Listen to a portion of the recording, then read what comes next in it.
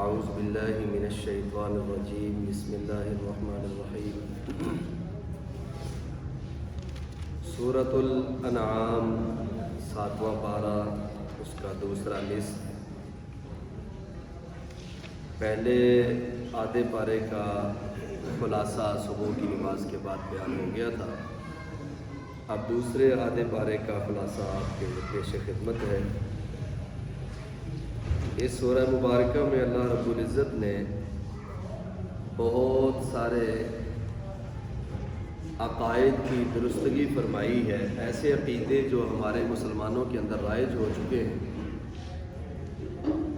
قرآن مجید اگر غور سے پڑھی جائے، اس کو دیکھا جائے، اس کے ترجمے اور مفہوم کو سمجھا جائے تو یہ عقیدوں کو درست کرنے والی بہترین کتاب ہے. اور آپ سب احباب اس بات کو جانتے ہیں کہ اللہ رب العزت نے پہلے 13 برس رسول اللہ صلی اللہ علیہ وسلم کو ذمہ داری یہی دی تھی کہ ان کے عقیدے درست کریں. مشرکین مکہ کے عقیدے درست کرنے کے لیے رسول اللہ صلی اللہ علیہ وسلم کو 13 سال لگے ہیں. رسول اللہ صلی اللہ علیہ وسلم سے زیادہ اخلاق والے، کردار والے، خوبصورت بولنے والے، خوبصورت قرآن پڑھنے والے کون ہو سکتے ہیں؟ سمجھانے کا انداز بھی سب سے اعلیٰ، بولنے کا انداز بھی سب سے اعلیٰ، قرآن پڑھنے کا انداز بھی بہت پیارا، لوگوں کے دلوں میں گھر کر جانے والے، برائی کا بدلہ برائی سے نہ دینے والے، ہمیشہ محبت کا انداز اپنانے والے. جو ایک مرتبہ رسول اللہ صلی اللہ علیہ وسلم کی گفتگو کو سنتا تھا وہ سنتا ہی چلا جاتا تھا. اس کے باوجود بھی اڑیل قسم کے لوگ جو تھے ان کے عقیدوں کو درست کرنے کے لیے رسول اللہ صلی اللہ علیہ وسلم کو کئی برس لگ گئے. تو عقیدے کو درست کرنا بہت ضروری ہے.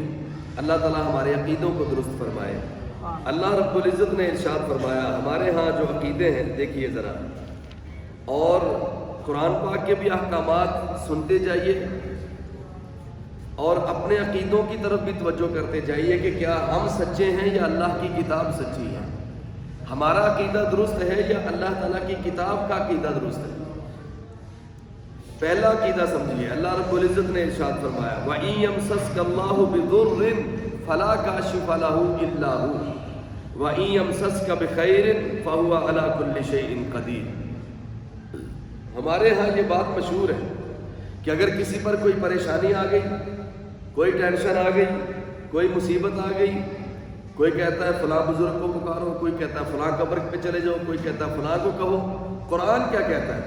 وَإِن يَمْسَسْكَ اللَّهُ بِضُرٍّ فَلَا كَاشِفَ لَهُ إِلَّا هُوَ کہ اگر اللہ نے تمہارے اوپر کوئی پریشانی ڈالنی ہے تو دنیا کی کوئی طاقت اس کو دور نہیں کر سکتی. وَإِن يَمْسَسْكَ بِخَيْرٍ اور اگر اللہ آپ کو کوئی بھلائی دینا چاہتا ہے تو دنیا کی کوئی طاقت اس بھلائی کو روک نہیں سکتی. اب آپ اندازہ لگائیں کہ جب قرآن نے اتنا واضح طور پر عقیدہ دے دیا کہ آپ برائی کو روک نہیں سکتے، بھلائی کو ہٹا نہیں سکتے، اللہ جو چاہے کر سکتا ہے، تو پھر ادھر ادھر ماتھے مارنے کی کیا ضرورت ہے؟ انسان کو پریشان ہونے کی کیا ضرورت ہے؟ اپنے اللہ کے ساتھ تعلق مضبوط رکھیے، اللہ انشاءاللہ سب معاملے درست فرما دیں گے. اللہ تعالیٰ ہمیں سمجھنے کی توفیق عطا فرمائے. آگے ذرا عقیدہ سنیے. ہمارے ہاں ایک عقیدہ پایا جاتا ہے کہ قیامت کے دن جب ہم اللہ رب العزت کے سامنے جائیں گے تو ہمیں کوئی نہ کوئی چھڑا لے گا، کوئی نہ کوئی بچا لے گا، ہماری کوئی نہ کوئی فریاد رسی کرے گا. جبکہ اللہ رب العزت نے ارشاد فرمایا وَلَوْ تَرَىٰ إِذْ وُقِفُوا عَلَى النَّارِ فَقَالُوا يَا لَيْتَنَا نُرَدُّ وَلَا نُكَذِّبَ بِآيَاتِ رَبِّنَا وَنَكُونَ مِنَ الْمُؤْمِنِينَ. اللہ تعالیٰ نے ارشاد فرمایا کہ اے میرے نبی کاش آپ وہ منظر دیکھ لیں جب یہ اللہ رب العزت کے سامنے کھڑے ہوں گے، جہنم کے سامنے ان کو کھڑا کر دیا جائے گا. فَقَالُوا يَا لَيْتَنَا نُرَدُّ وَلَا نُكَذِّبَ بِآيَاتِ رَبِّنَا اور یہ کہیں گے کاش ہمیں دنیا کے اندر دوبارہ بھیج دیا جائے، ہم دوبارہ دنیا کے اندر چلے جائیں اور ہم کبھی بھی اللہ کی آیات کا انکار نہیں کریں گے، ہم ہمیشہ اللہ تعالیٰ کو راضی کر کے آئیں گے. اب بتائیں جب وہ یہ سوچ رہے ہوں گے، باتیں کر رہے ہوں گے، کوئی چھڑانے والا وہاں پہ آئے گا ان کو؟ کوئی سفارشی بن کے آئے گا؟ کوئی ان کو بچا سکے گا اللہ کے عذاب سے؟ بالکل بھی نہیں. اللہ تعالیٰ تو فرما رہے ہیں کہ آپ کاش دیکھ لیں وہ منظر، لیکن وہ منظر بدلے گا نہیں. لا تبدیل لخلق اللہ، اور دوسری جگہ پہ فرمایا لا تبدیل لکلمات اللہ. اللہ کے فیصلے تبدیل نہیں ہوتے. جب اللہ کسی کے بارے میں فیصلہ کرے گا تو پھر وہ فیصلہ تبدیل نہیں ہوگا. یہ دنیا بھی اپنے آپ کو درست کر کے جانا پڑے گا. اپنے عقیدے درست کیجئے.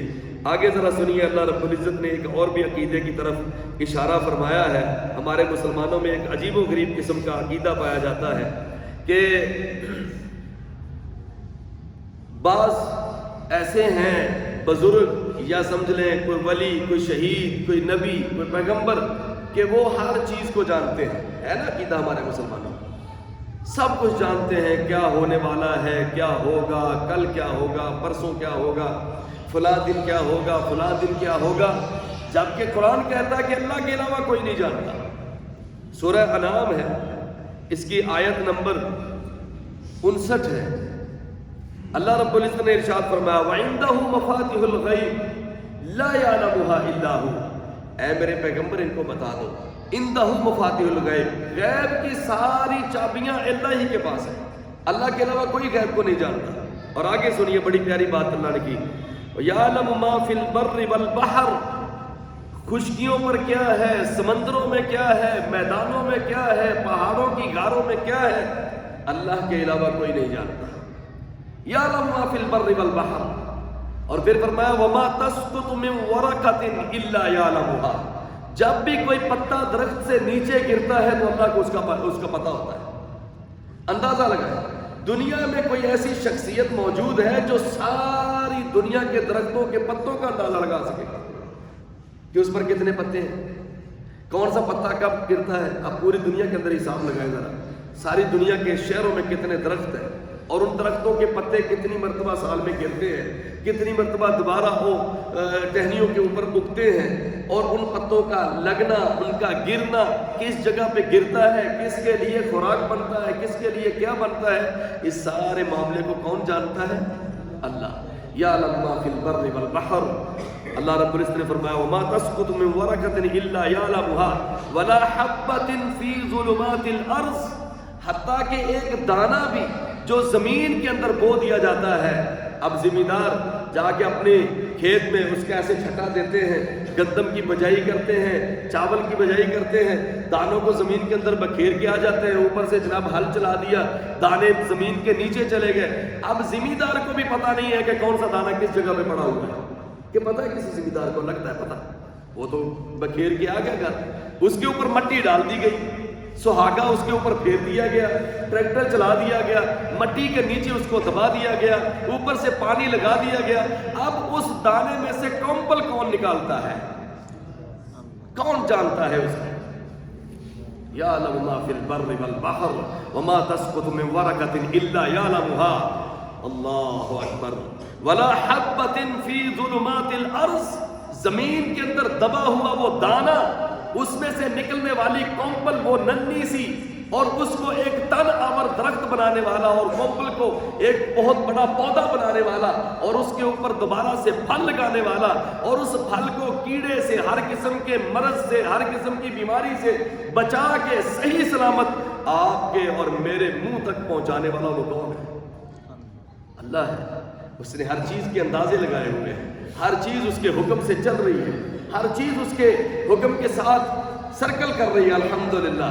اللہ تعالیٰ نے عقیدے درست فرمائے. پھر فرمایا ولا رطب ولا یابس الا فی کتاب مبین. چاہے کوئی تر چیز ہے یا خشک چیز ہے، دنیا کی کوئی بھی چیز ہے، وہ اللہ تعالیٰ کے پاس کتاب کے اندر سب کچھ لکھا ہوا ہے لوح محفوظ کے اندر. ہو گیا نا عقیدہ درست.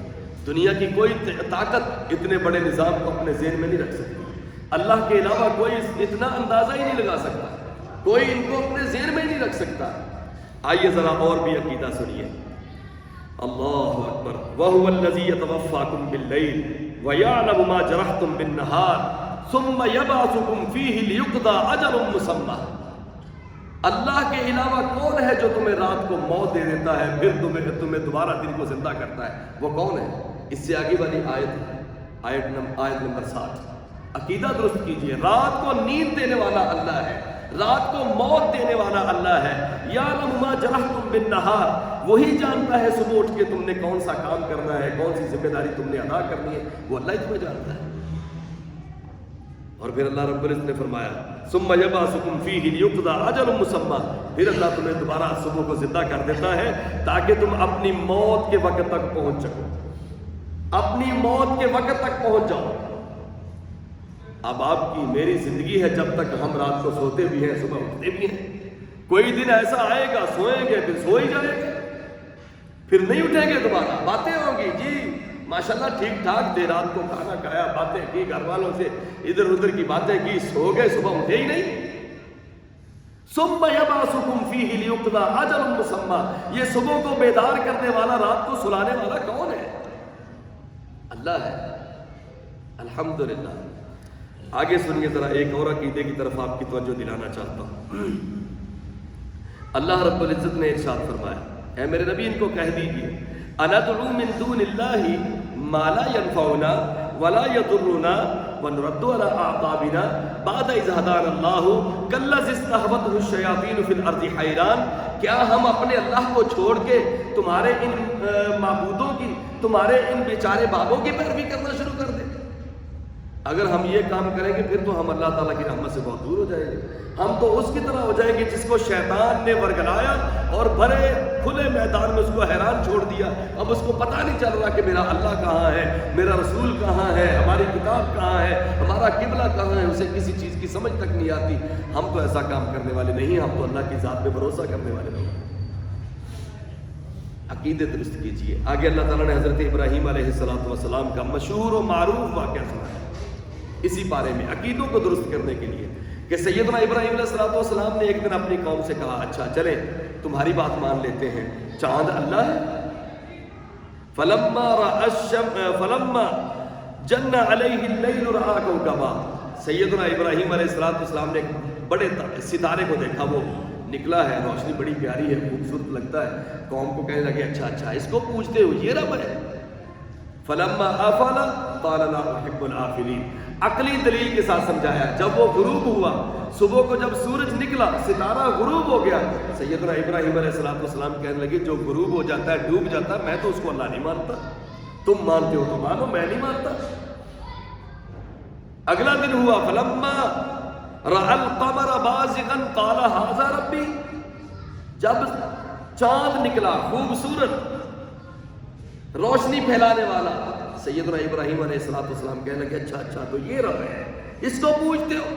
فلما افل, پھر جب وہ بھی غروب ہو گیا, نظروں سے اوجل ہو گیا, کہنے لگے لئن لم یہدینی ربی لأکونن من القوم الضالین, سن لو اگر میرے اللہ نے مجھے سیدھے راستے کی ہدایت نہ دی تو میں گمراہوں میں سے ہو جاؤں گا, میں اس کو اللہ نہیں مانتا. یہ غروب ہو گیا ہے.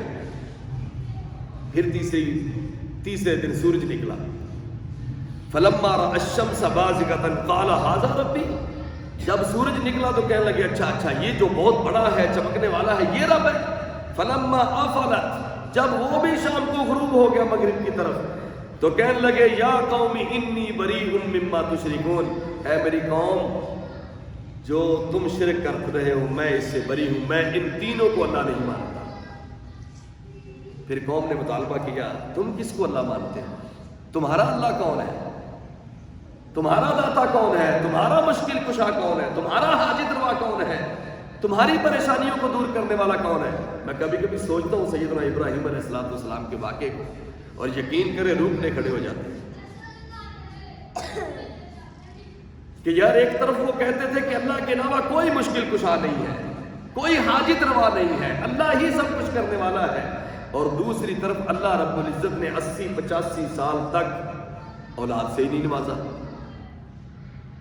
اب لوگ تانے تو دیتے ہوں گے, ابراہیم اگر تمہارا رب ہے تو اس سے اولاد کیوں نہیں لے لیتے, بوڑھے ہوتے جا رہے ہو, تم پیغمبر بھی ہو, اللہ کے نبی بھی ہو, تمہارے اوپر وحی بھی آتی ہے, جبریل تمہارے در پہ بھی آتا ہے, تم طاقتور بھی ہو, 40 آدمیوں کی جتنی طاقت بھی تمہارے اندر موجود ہے, پھر بھی تمہارے گھر میں اولاد نہیں ہے. اس کا مطلب ہے کہ نہ تم سچے ہو نہ تمہارا کوئی اللہ ہے. ایسے اپنی طرف سے باتیں بناتے ہو, تانے تو لوگ دیتے ہوں گے نا. ہمارے گاؤں کا واقعہ ہے, بلکہ میرے بھائی کا واقعہ ہے, مجھ سے بڑا, شادی ہو گئی، چونکہ ہماری ذرا لائن ان سے تھوڑی سی دور تھی، ہم کہتے تھے اللہ کے علاوہ کوئی مشکل کشا نہیں ہے، اللہ کے علاوہ کوئی اولاد دینے والا نہیں ہے، اللہ کے علاوہ کوئی بگڑیاں بنانے والا نہیں ہے۔ بھائی کی شادی کو 6 سال بیت گئے، لوگ تانے دینا شروع ہو گئے، لے لو، لیتے کیوں نہیں ہوا؟ تم ہمارے باپوں کی توہین کرتے تھے نا، ہمارے باپوں نے تمہاری اولادیں بند کر دی ہیں۔ یقین کر کے جانے اتنی شرمندگی ہوتی تھی گاؤں میں کہ ہم بتا نہیں سکتے آپ کو۔ ہم آگے سے یہی کہتے تھے کہ یہ اللہ کا حکم ہے، جب ہوگا ہوگا، نہیں ہوگا تو ساری زندگی نہیں ہوگا۔ وہ ہمیں آگے سے کہتے تھے ہم آپ کو بتاتے ہیں، جاؤ ایک دیگ دربار پہ دے دو، اگر اولاد نہ ہو تو ہمیں پکڑ لیجئے گا، فلاں کر دو فلاں کر دو۔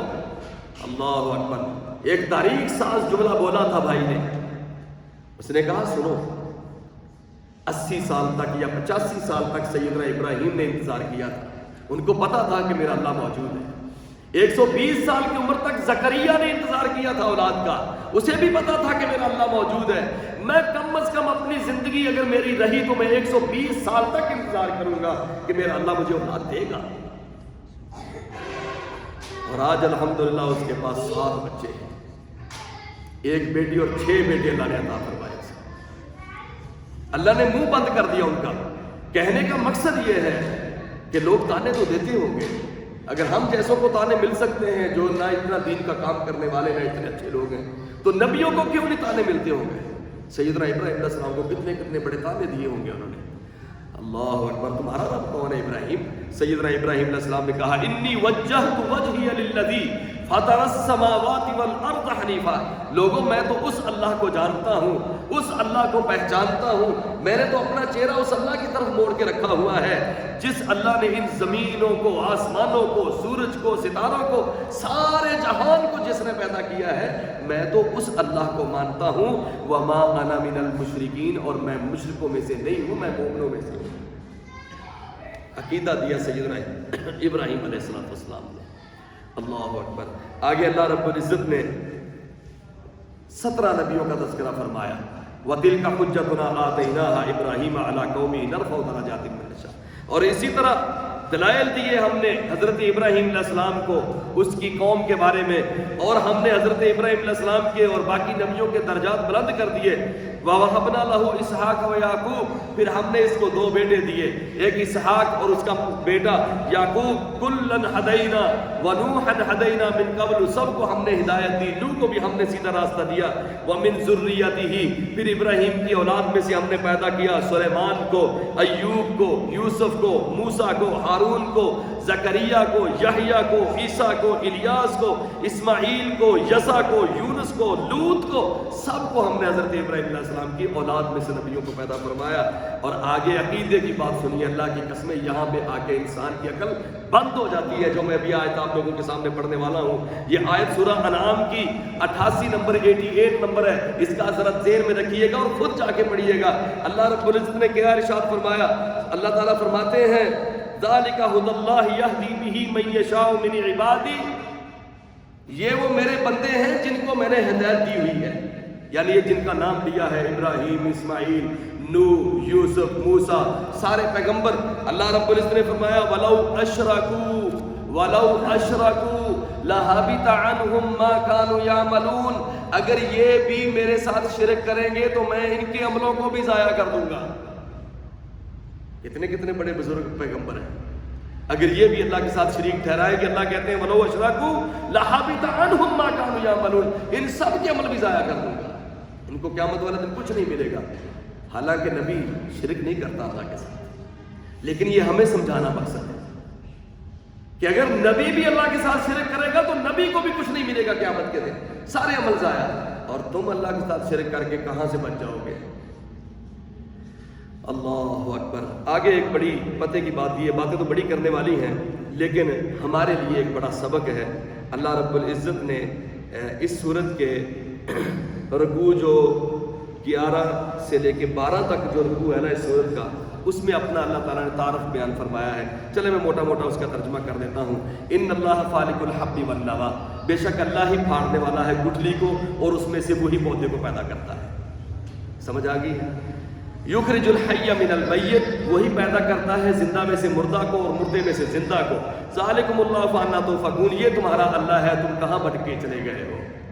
اب آپ مجھے بتائیں ذرا، ماشاءاللہ سمجھدار بیٹھے ہیں، کیا ترجمہ پڑھنے میں کوئی مشکل آ رہی ہے؟ پھر ہمارے مولوی کیوں کہتے ہیں ترجمہ نہ پڑھنا تم گمراہ ہو جاؤ؟ کیا یہ سیدھا سیدھا ترجمہ نہیں ہے قرآن کا؟ آگے سنیے، اللہ پاک نے فرمایا فالق الاصباح، اندھیرے میں سے صبح کو روشنی، صبح کی وہی پیدا کرتا ہے، یعنی رات کو ختم کرتا ہے، صبح طلوع ہو جاتی ہے. وجعل اللیل سکنا، اور رات کو سکون کے لیے اسی نے پیدا کیا. والشمس والقمر، اور چاند اور سورج کو اسی نے بنایا حسبانا، حساب و کتاب کے لیے. ذالک تقدیر العزیز العلیم، یہ جاننے والے غالب حکمت والے کے اندازے ہیں جو اس نے لگائے ہیں. فرمایا وَهُوَ الَّذِي جَعَلَ لَكُمُ النُّجُومَ، اللہ وہ ذات ہے جس نے تمہارے لیے ستاروں کو بنایا تاکہ تم ان کے ذریعے راستے تلاش کر سکو. فی ظلمات البر والبحر، سمندروں میں بھی اور خشکیوں پر بھی جب تم چلتے ہو تو ستاروں کے ذریعے اپنے راستے تلاش کر سکتے ہو. آگے فرمایا وَهُوَ الَّذِي أَنشَأَكُم مِّن نَّفْسٍ وَاحِدَةٍ، اللہ وہ ذات ہے جس نے تمہیں ایک انسان سے پیدا کیا ہے، ایک انسان سے اللہ نے تمہیں پیدا کیا، آدم علیہ السلام سے. پھر فرمایا فَمُسْتَقَرٌّ وَمُسْتَوْدَعٌ، اللہ اکبر، بڑی پیاری بات کی اللہ رب العزت. فَمُسْتَقَرٌّ وَمُسْتَوْدَعٌ، وہ تمہارے رہنے کی جگہ کو بھی جانتا ہے، تمہارے دفن ہونے کی جگہ کو بھی جانتا ہے. دنیا میں تم نے کہاں پلاٹ لینا ہے، کہاں گھر بنانا ہے، کہاں تم نے رہائش اختیار کرنی ہے، کتنے مرلے کا تمہارا گھر ہوگا، کوٹھی ہوگی، بنگلہ ہوگا، جھگی ہوگی، کیا ہوگا، سب اللہ جانتا ہے. پھر تم نے مرنا ہے، تمہاری قبر کہاں ہوگی یہ بھی اللہ کو پتا ہے، یہ بھی اللہ کو پتا، اس نے اس کے اندازے لگائے ہوئے ہیں. اللہ اکبر. اللہ رب العزت نے فرمایا وَهُوَ الَّذِي أَنزَلَ مِنَ السَّمَاءِ مَاءً، اللہ وہ ذات ہے جو آسمان سے پانی برساتا ہے. فَأَخْرَجْنَا بِهِ نَبَاتَ كُلِّ شَيْءٍ، پھر اس کے ذریعے تمہاری کھیتیوں کو پیدا کرتا ہے. خَضِرًا نُخْرِجُ مِنْهُ حَبًّا مُتَرَاكِبًا، کچھ کھیتیاں جانوروں کے لیے اور کچھ تمہارے کھانے کے لیے ہوتی ہیں، چارے کچھ جانور کھاتے ہیں، کچھ تم کھاتے ہو. اور فرمایا وَمِنَ النَّخْلِ، اور کھجوریں پیدا کرتا ہے، مِنْ طَلْعِهَا كِنْوَانٌ، جس کے خوشے ایسے کر کے لٹکے ہوتے ہیں اس کے اوپر، دَانِيَةٌ، ایک دوسرے کے قریب قریب ہوتے ہیں. وَجَنَّاتٍ مِّنْ أَعْنَابٍ وَزَيْتُونَ وَالرُّمَّانَ، اور انگوروں کے باغات، زیتون کے باغات اور اناروں کے باغات. مشتبہاً وغیرہ متشابہ، آپس میں ملتے بھی ہیں اور آپس میں کسی کے کلر میں ہی بھی ملتے. کبھی وائٹ انار ہے، یہ کیا ہے، یہ جناب سرخ انار ہے، کوئی کس طرح کا ہے، یہ آم ایسا ہے، یہ ایسا ہے، یہ ایسا ہے. ان سب کو کلر دینے والا اور ان کے اندر ذائقے پیدا کرنے والا اور ان کو چھوٹا قد، بڑا قد، اس سے بڑا، اس سے بڑا بنانے والا یہ کون ہے؟ ایک ہی تو زمین ہے، اس میں پانی ایک طرح کا تو لگتا ہے، لیکن ایک پھل وہ ہے جس میں انتہائی زیادہ میٹھا ہے. کھجور کتنی میٹھی ہے، اور اس کے ساتھ مرچوں کا آپ کوئی پودا لگا دیں اس میں سے مرچیں نکلیں گی، آپ ایک مرچ نہیں کھا سکتے. پانی ایک جیسا، زمین ایک جیسی ہے، ہر چیز کو ذائقے دینے والا ہوتا ہے. اللہ اکبر. اس لیے میں نے بولا کہ یہ رکوع اللہ کی کا تعارف حاصل کرنے کے لیے ہے. اگر یہ 11 سے لے کے 12 تک یہ والا رکوع کوئی آدمی پڑھے تو اللہ کی تعریفوں کے پل باندھ دیے اللہ تعالیٰ نے. اس میں اتنی زیادہ تعریفیں ہیں. اور آخری بات جو میں آپ سے کرنا چاہتا تھا وہ عقیدے کی بات ہے. وہ ہے کہ اللہ رب العزت نے فرمایا وَلَا تَسُبُّوا الَّذِينَ يَدْعُونَ مِن دُونِ اللَّهِ فَيَسُبُّوا اللَّهَ عَدْوًا بِغَيْرِ عِلْمٍ. لوگوں دوسری قوموں کے معبودوں کو گالیاں نہ دیا کرو، یعنی سکھوں کے معبودوں کو، ہندوؤں کے معبودوں کو، مشرکوں کے جن کے ساتھ وہ شرک کرتے ہیں، جن کو شریک ٹھہراتے ہیں، ان کو گالیاں نہ دیا کرو. کیوں؟